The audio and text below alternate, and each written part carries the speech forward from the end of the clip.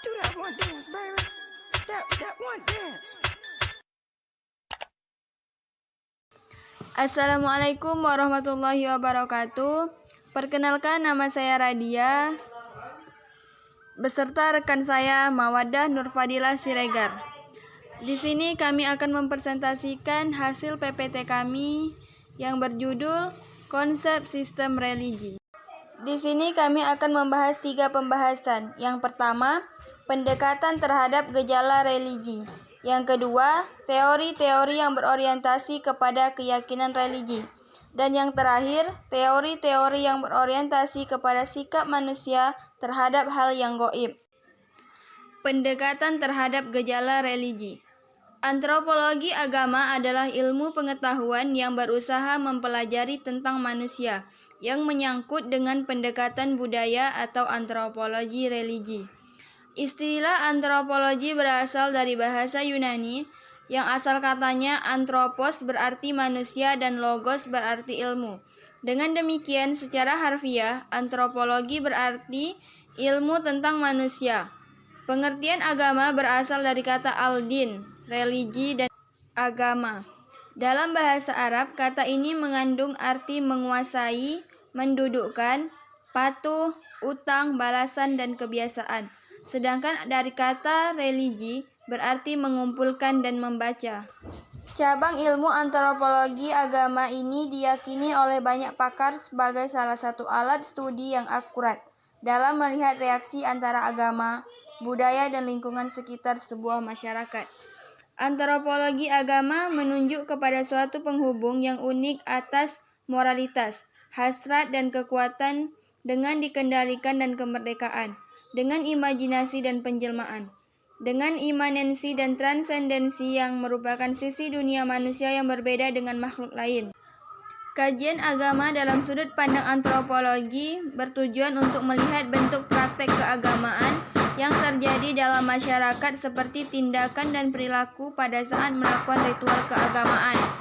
Antropologi agama bersifat abstrak tetapi dapat mempengaruhi pola pikir dan tingkah laku individu termasuk hubungan antar individu dengan hal yang berkaitan dengan supranatural. Menurut salah satu antropolog muslim bernama Talal Asad, ilmuwan antropologi lain mendefinisikan agama sebatas pada analogi kata-kata dan menghasilkan arti.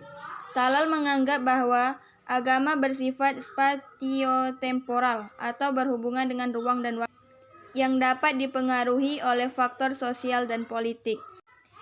Selanjutnya, religi sebagai unsur kebudayaan dibagi menjadi 2. Yang pertama, kebudayaan di dunia mempunyai 7 unsur universal: bahasa, sistem, teknologi, sistem mata pencaharian, organisasi sosial, sistem pengetahuan, religi, dan kesenian. Yang kedua, antropologi Ceklukon menguraikan 7 unsur kebudayaan dianggap sebagai kultural universal sebagai berikut. Pertama, peralatan dan perlengkapan hidup manusia seperti pakaian, rumah, transportasi, dan lainnya. Kedua, mata pencaharian hidup dan sistem ekonomi. Ketiga, sistem kemasyarakatan. Keempat, bahasa. Kelima, kesenian.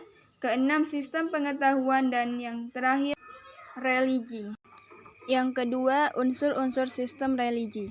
Yang pertama, suatu sistem religi dalam suatu kebudayaan mempunyai ciri khas emosi keagamaan bagi para pengikutnya. Yang kedua, emosi keagamaan merupakan unsur penting dalam suatu religi bersama 3 unsur lainnya, yakni sistem keyakinan, sistem upacara keagamaan, dan umat yang menganut religi tersebut. Yang ketiga, sistem upacara keagamaan secara khusus mengandung 4 aspek, yaitu tempat upacara keagamaan, saat-saat upacara keagamaan dijalankan, benda-benda dan alat upaya, serta orang-orang yang melakukan dan memimpin upacara. Baiklah, penjelasan selanjutnya akan disampaikan oleh rekan saya Mawaddah Nurfadilah Siregar. Saya akan melanjutkan pembahasan dari saudari Radia. Selanjutnya yaitu B. Teori yang berorientasi kepada keyakinan religi. Menurut Andrew Lang, dalam bacaan pertama karyanya, The Making Religion tahun 1819, menyatakan bahwa dalam jiwa manusia ada suatu kemampuan gaib yang dapat bekerja lebih kuat dengan makin lemahnya aktivitas pikiran manusia yang rasional. Karena itulah gejala-gejala gaib itu bisa bekerja lebih kuat pada orang-orang bersahaja yang kurang aktif hidup dengan pikirannya dibandingkan dengan orang Eropa, misalnya, yang lebih tergantung dengan hidupnya dari aktivitas pikiran rasionalnya. Dalam hal ini, Lang mengatakan dalam bagian kedua dari keyakinan di atas, bahwa dalam suku-suku bangsa yang ada di dunia ini terdapat dewa tertinggi. Menurut keyakinan dewa tertinggi dalam religi, suku-suku bangsa ini sudah sangat tua dan merupakan bentuk religi manusia yang tertua yang kemudian berdesak ke belakang oleh keyakinan kepada makhluk-makhluk halus lainnya seperti dewa-dewa alam, roh nenek moyang, dan hantu ataupun lainnya. Sedangkan menurut ajaran agama Islam ini tidak boleh karena merupakan menduakan Tuhan dan dilarang di dalam agama. Yang selanjutnya yaitu pembahasan C. Teori yang berorientasi kepada sikap manusia terhadap hal yang gaib. Menurut Otto, semua sistem religi, kepercayaan dan agama di dunia berpusat kepada suatu konsep tentang hal yang gaib ataupun misteri yang dianggap maha dahsyat ataupun tremendum dan keramat seker oleh manusia. Sifat ini, hal yang gaib beserta keramat itu adalah maha abadi, maha dahsyat, maha baik, maha adil, maha bijaksana, tidak terlihat, tidak berubah, dan tidak terbatas dan juga sebagainya. Intinya, sifat yang di atas tadi sulit dijelaskan dengan bahasa manusia manapun juga. Karena hal-hal yang gaib dan keramat itu memang memiliki sifat-sifat yang sebenarnya tak mungkin dapat dicakup oleh akal manusia. Walaupun demikian, dalam semua masyarakat dan kebudayaan di dunia, hal-hal yang gaib dan keramat tadi yang menimbulkan sikap kagum dan terpesona selalu akan menarik perhatian manusia dan mendorong timbulnya hasrat untuk menghayati rasa bersatu dengannya.